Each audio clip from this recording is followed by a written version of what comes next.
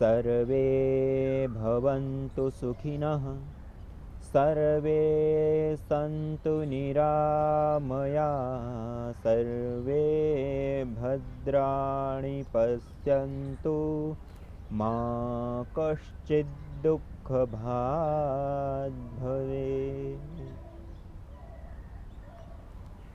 सर्वरक्षक परमपिता परमात्मा से प्रार्थना करते हुए, विश्व की मंगल कामना करते हुए, आइए इसी विश्व का, जन जन का, जीव मात्र का और जीव के साथ साथ संपूर्ण जड़ जगत का भी जो कल्याण करने वाली वस्तु हैं, यज्ञ, जो हमारी सृष्टि के आदि काल में ही हमारे ऋषि मुनियों ने और वेदों के माध्यम से सृष्टि के आदि काल से ही यज्ञों का विधान किया गया है वेदों में। और यह जो वेद हैं वो सार्वभौमिक, वैज्ञानिक एवं पंथ निरपेक्ष हैं, जिसके अंदर किसी भी प्रकार की अज्ञानता या अविवेकपूर्ण नहीं है। ऐसे में जो यज्ञ का विधान है, उस यज्ञ के विधान के बारे में हम जान रहे थे कि वास्तव में ये जो हम यज्ञ करते हैं वो है क्या। तो उसके ऊपर हमने विस्तार से चर्चा की कि हमारा जो संपूर्ण जीवन है वही एक यज्ञमय जीवन होता है। यज्ञ का मूल यदि आधार में जाए तो देव पूजा, संगतिकरण और दान अर्थ होता है यज्ञ धातु का, अर्थात यज्ञ का अर्थ होता है देव पूजा, संगतिकरण और दान। और इन्हीं को सार्थक रूप में लाना, यही है हमारे जीवन की धन्यता, यही है हमारा यज्ञीय जीवन। तो ये जो यज्ञीय जीवन होता है, उस यज्ञीय जीवन को हम जिएंगे तो वास्तव में हमारे जीवन का कल्याण तो होगा ही होगा, लेकिन उसके साथ साथ इस सारी समष्टि का भी कल्याण होता है। इसलिए मैं आपसे पहले भी कह रहा था कि ये जो यज्ञीय जीवन है उसमें देवोक्ताओं की पूजा और संगतिकरण, समान रूपता से बर्ताव करना, समत्व में रहना और दान देना, ये जो तीन कर्म हैं इतने उत्तम हैं। और इन्हीं तीन की जो मूल भूमिका है, मानी हम पूरी सृष्टि को देखें, पूरी समष्टि को देखें या फिर पूरे समाज को देखें, तो यहाँ सब जगह पे, प्रकृति में देखो या व्यक्तिगत जीवन में देखो या सब जगह पे जहाँ भी देखेंगे, वहाँ पे तीन चीज़ें हमको मौजूद रूप में दिखाई देगी। और जहाँ ये तीन चीज़ें सही सही रूप में इसका पालन होता है, देव पूजा, संगतिकरण और दान का, तो वो जो समाज है, वो जो संस्था है, वो जो जीवन है, वो निश्चित ही उत्तम बनता है, निश्चित ही सुखमय, शांतिमय और परोपकारमय, मानी जो दिव्यता हम कहते हैं, जो शुभ कहते हैं, जो कल्याण का पथ कहते हैं, वो वहाँ पे आपको दिखाई देगा। और जहाँ से ये जो भावना है मूल में, देव पूजा, संगतिकरण, दान अर्थात यज्ञीय भावना, यज्ञ की जो भावना है वो वहाँ जहाँ से हटती हैं, जितनी मात्रा में हटती हैं, उतना वहाँ दुख, क्लेश, अज्ञानता, अधर्म, अन्याय, ये सारी चीज़ें बढ़ने लगती हैं। इसलिए हम जितना जितना इसका प्रसार प्रचार करेंगे, जितना हम यज्ञीय जीवन जीने का प्रयास करेंगे, जितना हम अपने जीवन में यज्ञ कर्म को करेंगे, उतना ही हमारे जीवन का कल्याण होगा और इस समष्टि का भी। जैसे हम संपूर्ण समाज में देखें कि जैसे राजनेता लोग होते हैं, मानी जो सरकार होती है उसके पास पैसा कहाँ से आता है, तो जो जनता होती है वो अपना जो हिस्सा होता है उसमें से कुछ हिस्सा का त्याग करते हैं, दान करते हैं, सरकार की बैंक में जाता है, सरकार के पास जाता है। सरकार उसका क्या करती है, वो कुछ योजनाओं के तहत वो अपनी जेब में नहीं रखते, उस योजनाओं के तहत वो वापस उसी जनता के कल्याण के काम के लिए लगा देते हैं, वापस वो आता है। और ये जो एक क्रम होता है, जनता से सरकार के पास, सरकार से जनता के प्रयोग में आता है, मानी एक रूल होता है। वो जो रूल हैं वो जब बाधित हो, मानी जैसे जनता है वो टैक्स ना भरे तो वो जो पैसा है वो सरकार के पास नहीं जाएगा, और टैक्स की एक प्रकार से हम चोरी मानते हैं। और वो जब हम नहीं देते हैं तो वहाँ यज्ञ की जो भावना है वहाँ बाधित होती हमको दिखाई देती है। या फिर इसी को सरकार के साथ जोड़ दे, जनता ने सरकार को दे दिया, टैक्स भर दिया, लेकिन उसके बाद यदि सरकार जो है कोई योजना ऐसी बना करके जनता के लिए उपयोग में ना लाए उस पैसों को, तो वहाँ पे क्या होता है, दुख दरिद्रता पैदा होती है, तुरंत उस सरकार का विरोध होने लगता है। और यहाँ पे व्यक्ति टैक्स ना भरे तो उसके ऊपर कायदा कानून लगने लगता है और उसको भी सजा दी जाती है। मानिए एक दुख की स्थिति पैदा होने लगती है। और इस स्थिति को आप कहीं पे भी घटा लीजिए, अपने जीवन के साथ, इस समाज के साथ या इस प्रकृति के साथ, जहाँ पे भी ये जो पूरी एक प्रक्रिया है वो जब तक समीचीन रूप से, सही तरीके से, सुचारू रूप से संचालित रहती हैं, तब तक उन सब का कल्याण होता है। प्रकृति में भी हम देखते हैं, जैसे जल को ही हम देखें, जल का हम प्रयोग करते हैं, जल का हम वेस्ट कर देते हैं, जल फिर समुद्र में जाता है या फिर खेतों में लगाते हैं, उसके बाद उसकी भाप बनती है, वो आकाश में जाती हैं, बादल बनते हैं, बादल से फिर वर्षा होती है, एक क्रम हो गया। लेकिन इस क्रम में कहीं बाधा आ जाए, मानिए जो नीचे से भाप बन करके ऊपर पानी जाता है वो बंद हो जाए, तो वो जो त्याग की भावना हो रही है, मानिए धरती से जो पानी का त्याग होने की जो यज्ञीय भावना वो वहाँ खत्म होगी, तो बादल नहीं बनेंगे, बादल नहीं बनेंगे तो बरसेंगे नहीं। इसी प्रकार बादल को ले लो कि बादल तक होगी और बादल ना अपने पानी को छोड़े, बादल ना बरसे, तो अभी दुख की स्थिति पैदा होगी। अर्थात कहीं पे भी इस चीज़ को हम घटा सकते हैं, चाहे प्रकृति के साथ, चाहे समाज के साथ, चाहे अपने व्यक्तिगत जीवन के साथ, पूरी समष्टि में सब जगह पे ये यज्ञीय भावना मूल में आपको दिखाई देगी। और ये जो यज्ञीय भावना है वही इस पूरी समष्टि का मूल आधार है। इसलिए तो कहा गया यज्ञो वै विश्वस्य भुवनस्य नाभि, इस संपूर्ण ब्रह्मांड की नाभि है यज्ञ। अर्थात जहाँ तक ये यज्ञ की भावना है, यज्ञीय भावना है, वहाँ तक ये सारा सुचारू रूप से चलेगा और वहाँ सुख होगा, शांति होगी, समृद्धि होगी, सफलताएं होगी, और जो भी हम अच्छाई या शुभ कहते हैं वो सारी चीज़ होगी। और जहाँ ये बाधित होगी वहाँ सब जगह पे दुख, दरिद्रता, अज्ञानता, अभाव, ये सारी चीज़ पैदा होगी। इसलिए ये जो यज्ञ की भावना है वो संपूर्ण समष्टि के लिए हितकारी है, कल्याणकारी है, सबका कल्याण करने वाली है। और इसी प्रकार से इस यज्ञ को हम जो अग्निहोत्र कहते हैं, हवन कहते हैं, जिसमें हम छोटा सा यज्ञ कुंड बनाते हैं, उसमें विभिन्न प्रकार की आहुतियों को प्रदान करते हैं, जौ है, चावल है, तिल है, या विभिन्न प्रकार की जड़ी बूटियाँ हैं, या घृत हैं, उन सब चीज़ों की हम आहुति देते हैं उस यज्ञ में। और वो जो है अग्नि अति सूक्ष्म रूप करके इस वायुमंडल में डाल देती हैं। तो हम जो इस अग्निहोत्र में आहुति देते हैं वो वहाँ अग्नि उसको जला करके नष्ट नहीं करती, अपितु उसमें परिवर्तन कर देती है। अर्थात परमाणु रूप में वो जो सामग्री हमने यज्ञ में डाली है, अग्नि में डाला है, वो परमाणु रूप में बदल जाती हैं। और जो थोड़ी मात्रा में हमको दिखाई देते हैं वो कई गुना मात्रा में, अर्थात उससे जो पैदा होने वाली एक गैस होती है वो कई गुना मात्रा में बढ़ जाती है और प्रभावशाली शक्ति अपने को दिखाती है। और ये जो शक्ति है वो शक्ति सारे जो भूमंडल के ऊपर जो खतरा है, अर्थात जो हम प्रदूषण फैला रहे हैं मनुष्य लोग, उद्योग लगा करके, वाहन व्यवस्था या जो भी चीज़ है अलग अलग प्रयोग करते हैं, उसके माध्यम से जो प्रदूषण होता है उन सारे प्रदूषण को दूर कर देता है। और उसके साथ साथ सारी जो बीमारियां हैं उसको भी दूर करने की सामर्थ्य रखता है। और इस सारे समष्टि में एक दिव्यता का आधान करता है। तो वो जो यज्ञ हैं वो भी बहुत ही महत्वपूर्ण है। अग्निहोत्र जिसको कहते हैं, जिसको हम हवन कहते हैं, जिसको हम शादी विवाह इत्यादि जो छोटे मोटे प्रसंग होते हैं उसमें हम किया करते हैं, नए घर में रहने जाते हैं तब भी करते हैं।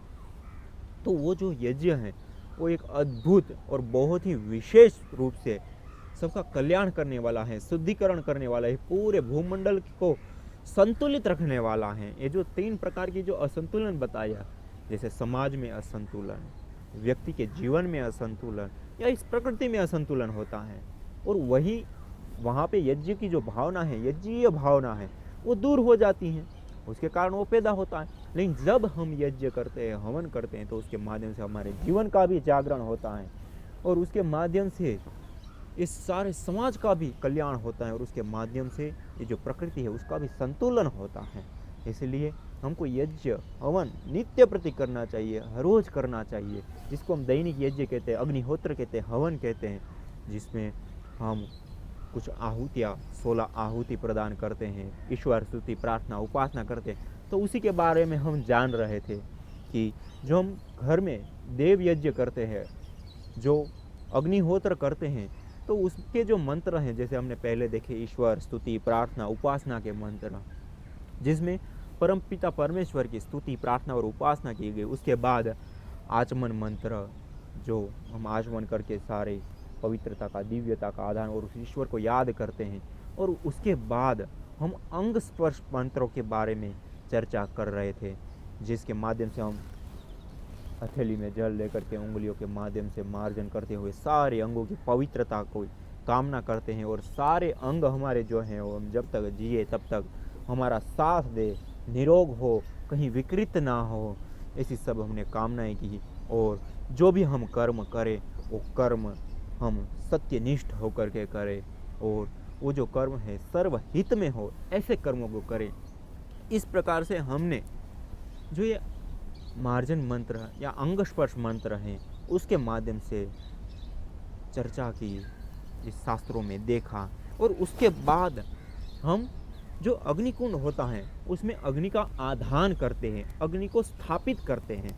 तो वो जो अग्नि को हम स्थापित करते हैं, अग्नि का आधान करते हैं, वहाँ पर सबसे पहले हम साइड में ये जैसे अलग एक दीप को जलाते हैं। उस दीप को जलाते समय ओम भूर्भुवः स्वः इन शब्दों का उच्चारण करते हुए उस दीप को प्रज्वलित करते हैं। अर्थात इस मंत्र का अर्थ होता है ओम। ओम मानी सर्वरक्षक परमपिता परमात्मा। और उसके बाद हम ओम भूर्भुवः स्वः इस मंत्र का उच्चारण करते हुए हम अग्नि को प्रज्वलित करते हैं और मन ही मन प्रार्थना करते हैं कि हे अग्नि देवता आप आइए, मानी अग्निदेव का आह्वान करते हैं सबसे प्रथम। और ये जो अग्नि शब्द है वो एक अद्भुत शब्द है और उसका जो अर्थ है वो भी अद्भुत है। और ये सारी समष्टि में भी कोई प्रधानता है तो अग्नि की मानी। इस सारे जो संसार में जो सूर्य की धूप है वो एक अग्नि स्वरूप है।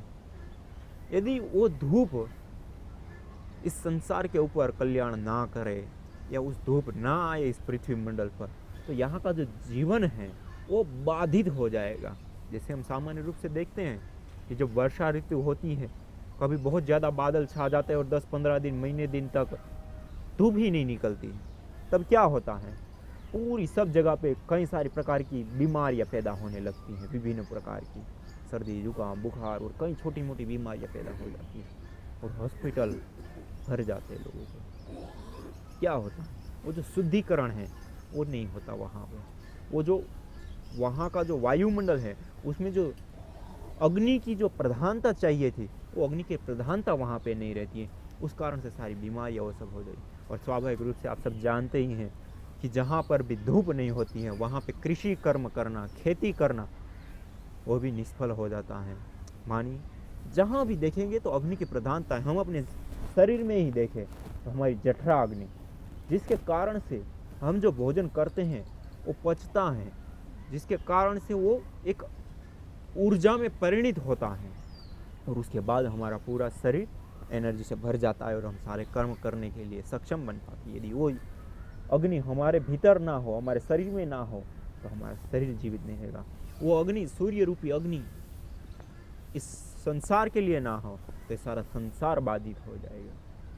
और इसी प्रकार से हमारा जो आध्यात्मिक जीवन है उस जीवन में अध्यात्म के जागरण के लिए एक अभिप्सा रूपी अग्नि नहीं है तो हमारा जो आध्यात्मिक जीवन है उसका जागरण कभी नहीं होगा। तो ये तीनों चीज़ों का प्रतीक है यहाँ पे ओम भूर्भुवः स्वः, यानी हे परमपिता परमात्मा, ये जो उत्पत्ति करता, भूः भुवः और स्वः उत्पत्ति करता, दुख विनाशक और सुख स्वरूप उस परमपिता परमात्मा को हम याद करते हैं। उस परमपिता परमात्मा का हम आह्वान करते हैं कि आप आइए। और ये जो अग्निहोत्र हैं उसके माध्यम से हम जो भविष्य आहूत करते हैं, भविष्य पदार्थ हम अग्निहोत्र में डालते हैं, उसको ग्रहण कीजिए। और ये जो अग्नि है वो ये सारे जो देवता हैं उसका मुख कहा गया है। यज्ञ देवानाम मुख, अग्नि वै देवानाम मुख। जो अग्नि है वो देवताओं का मुख है। अर्थात हम जो अग्निहोत्र में प्रज्वलित अग्नि में जो भी आहुति देते हैं वो सारे देवताओं तक पहुंच जाती है। और देवता किसको कहते हैं? दानव देव, जो नित्य प्रति देते हैं, वो हमारे लिए देवता होते हैं। जैसे सूर्य हमको धूप देता है, सूर्य देवता हम उसको कहते हैं। वायु हमको हमेशा प्राणदायी वायु देते हैं, एक प्राण देता है, इसलिए उसको हम वायु देवता कहते हैं। इसी प्रकार धरती भी हमारे लिए देवता है।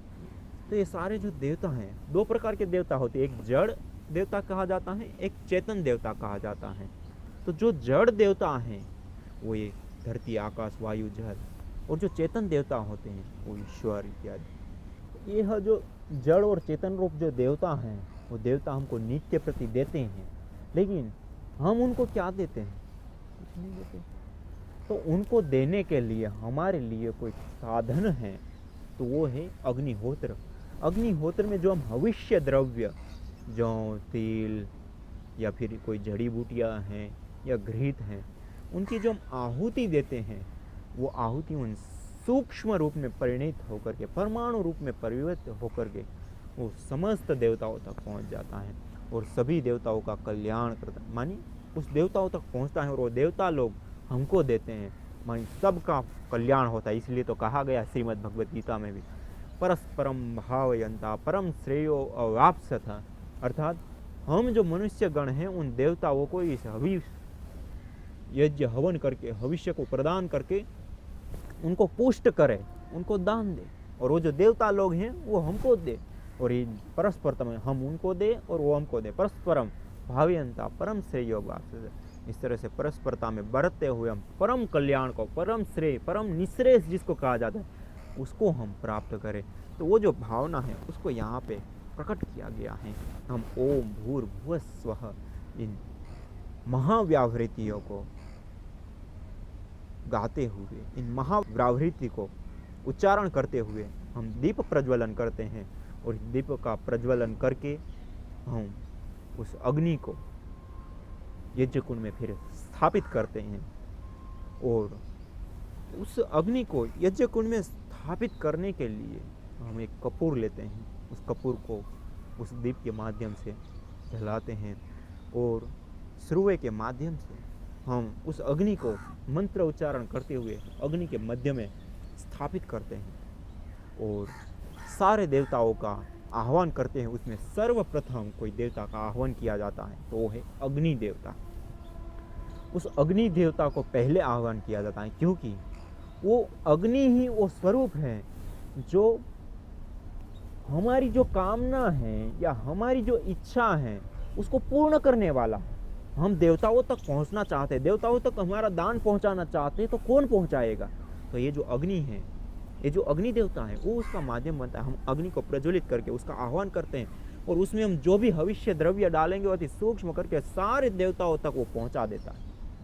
इसलिए अग्नि देवता सर्वश्रेष्ठ माना गया। और चारों वेदों में भी, चारों वेदों की संरचना में सबसे पहला वेद है ऋग्वेद, और ऋग्वेद में भी सबसे पहला मंत्र, और पहले मंत्र में भी पहला शब्द यदि कोई देखे तो वो शब्द है अग्नि।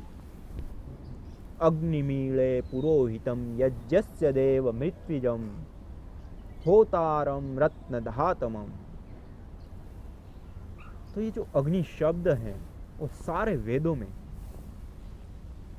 ऋग्वेद प्रथम, और ऋग्वेद में भी सबसे पहला कोई शब्द है वो है अग्नि।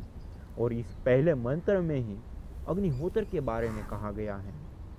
तो ये जो अग्नि है वो सबका कल्याण करने वाली है। सब देवताओं तक हमारी जो भविष्य पदार्थ है, हम जो भी दूसरे देवता तक पहुंचाना चाहते हैं, वो हम अग्नि में डालेंगे तो सब देवताओं तक पहुंच जाता है। इसलिए हम नित्य प्रति, जो देवता हमको नित्य प्रति देते हैं, उनको वापस देने के लिए, उनके प्रति कृतज्ञता प्रकट करने के लिए, उनको पुष्ट करने के लिए हम भविष्य द्रव्यों का दान करें। और ये हमारे जीवन में जो 5 यज्ञ कहे जाते हैं, उन 5 यज्ञों में दूसरा यज्ञ ब्रह्म यज्ञ के बाद यह है देव यज्ञ, जो देवताओं के लिए हम अपने जीवन में से कुछ समय, कुछ शक्ति जो भी हमारे पास है उसके माध्यम से उसका पूजन करते हैं, उसका अर्चन करते हैं, और उसके चरणों में अर्पित करते हैं। जो भी हमारे पास है वो उन तक पहुँचाने का प्रयास करते हैं, उसकी कृतज्ञता प्रकट करते हैं। और जब इस तरीके से हम देव यज्ञ करेंगे तो निश्चित ही हमारे जीवन का कल्याण होगा। जैसे श्रीमद् भगवद गीता में भगवान श्री कृष्ण जी ने कहा परस्परम भावयंता परम श्रेयो अवाप्स्यत। मानिए हम अपने जीवन का भी यदि श्रेय चाहते हैं, निश्रेयस चाहते हैं, सुखी शांतिमय जीवन चाहते हैं, तो हमको ये काम करना पड़ेगा, यज्ञ हवन अग्निहोत्र करना पड़ेगा। इसलिए तो आचार्य चाणक्य जी ने भी तो अपने शास्त्र में कहा है कि जिस घर में ये यज्ञ नहीं होता है, हवन नहीं होता है, और स्मशान के समान है, अर्थात दुखों का घर बना रहेगा उसका घर। उसके घर में बहुत ही ज्यादा दुख और क्लेश पलेंगे। और ये जो यज्ञ है वो क्या करता है, जब हम घर में अपना इस यज्ञ को करते हैं तो उससे पूरे घर में एक दिव्यता छा जाती है, एक सद्भावना ये सबके भीतर प्रकट होती है। पूरा परिवार एक साथ मिलकर के बैठते हैं, सबके आपस में एक सद्भावनाएं जागती हैं। और इस यज्ञ में हम जो भी आहुति देते हैं उससे जो गैसें पैदा होती है विभिन्न प्रकार की, वो जो गैस है वो हमको हमारे शरीर को भी स्वस्थ रखती है। हम जो नासिका के माध्यम से सांस लेते हैं वो इतना प्राणदायी वायु बना देती हैं, इतनी शक्तिशाली वायु बना देती हैं कि वो शक्तिशाली वायु को ग्रहण करके हम अपने शरीर को स्वस्थ रख सकते हैं। और उसके साथ साथ हमारे पूरा शरीर का भी शोधन होता है। जैसे हम व्यायाम करते हैं तो हमारे रोम रोम से पसीना निकलता है और उसके माध्यम से कहा जाता है कि हमारा शरीर का शोधन होता है, हमारा शरीर शुद्ध होता है। इसी प्रकार से जब हम अग्निहोत्र में जो भी हम आहुति देते हैं उसके माध्यम से जो गैस पैदा होती है वो भी हमारे रोम रोम से अंदर प्रवेश करके हमारे पूरे शरीर का शोधन करती है और हमारे पूरे शरीर को स्वस्थ बनाती है। हम सांस लेते हैं उसके माध्यम से सारी जो एनर्जी है, जो ऊर्जा है, वो भी हमारे शरीर के भीतर प्रवेश होती है और स्वास्थ्यप्रद हमारा शरीर जो है स्वस्थ हो जाता है। और उसके साथ साथ देवताओं को जो दान देने की बात है वो भी हो जाती है। उसके साथ साथ समाज का भी कल्याण होता है, परोपकार होता है। कारण कि हम जो हवन करते हैं, यज्ञ करते हैं, उससे हजारों हजारों टन वायु शुद्ध हो जाती है। यहाँ तक कि हम जो घी का दीप जलाते हैं या फिर घी की आहुति देते हैं यज्ञ में, उसका जब साइंटिफिक रिसर्च करा गया तो 1 तोला मात्र गाय का घी जलाने से शुद्ध प्योर 1 टन ऑक्सीजन पैदा होती है। और वो जो वायुमंडल में फैलता है, उसकी जो धुआं, उसकी जो गैस है, वो तो 24 टन वायु शुद्ध हो जाती है। एथिलीन ऑक्साइड, प्रोपिलीन ऑक्साइड, फॉर्मल्डिहाइड्स, जो बहुत ही महत्वपूर्ण जो गैसें हैं जो इस वातावरण को शुद्ध रखने के लिए, बैक्टीरिया, फंगस इत्यादि को दूर करने के लिए, या फिर जो भी जीवाणु, रोगाणु या क्लेश जो हैं, मानी जो नेगेटिव शक्ति या जो भी हम अशुभ शक्तियां कहते हैं, उन सब को दूर करने वाला कोई साधन है तो वो है यज्ञ।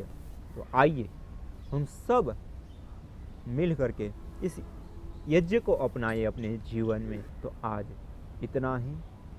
ओम शांति शांति शांति।